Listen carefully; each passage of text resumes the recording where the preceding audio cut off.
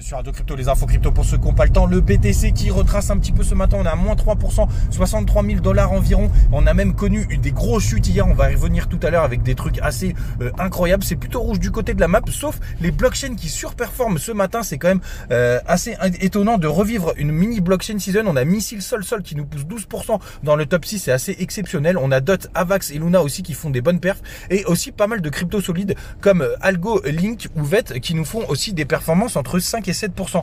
Donc hier on s'est fait une frayeur, on est descendu assez bas sur les échangeurs. En fonction des échangeurs, on est même descendu sur certains jusqu'à 61 000 $, et pire, j'y reviendrai tout à l'heure. Donc il y a eu une grosse mèche sur Binance US à 8 200 $ qui a fait flipper tout le monde, et je pense que ça a accéléré la chute des prix qui nous a fait vraiment casser le support de l'ancienne ATH. Et qu'est-ce qui s'est passé? Tout simplement, il y a une grosse baleine qui a vendu énormément de Bitcoin, et quand les échangeurs ne sont pas assez liquides, et ben ça déclenche des positions en cascade. Donc c'est pour ça, je vous invite quand même à utiliser les gros échangeurs Coinbase, Binance ou Kraken, où il y aura un peu plus de liquidité. Donc pour moi, le vrai support, il est aux alentours des 60 000 $ qui constitue l'ancien corps de bougie de l'ATH, mais en weekly. Donc la clôture de bougie ATH weekly, qui pour moi est un support quand même un peu plus solide. Mais en tout cas, c'est le moment d'appliquer du DCA sur des retracements comme ça. Sinon les gars, ce dont je voulais parler, parce que j'entends beaucoup de monde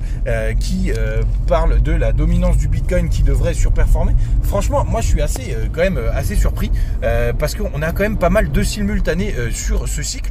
Donc je serais quand même pas surpris quand même que ça emmène tout le monde avec eux. Et là on le voit avec la blockchain season. Sinon vous voyez, on a eu des petits points de support dans le passé quand on trace sur 2 ans, et on est pile sur cette zone.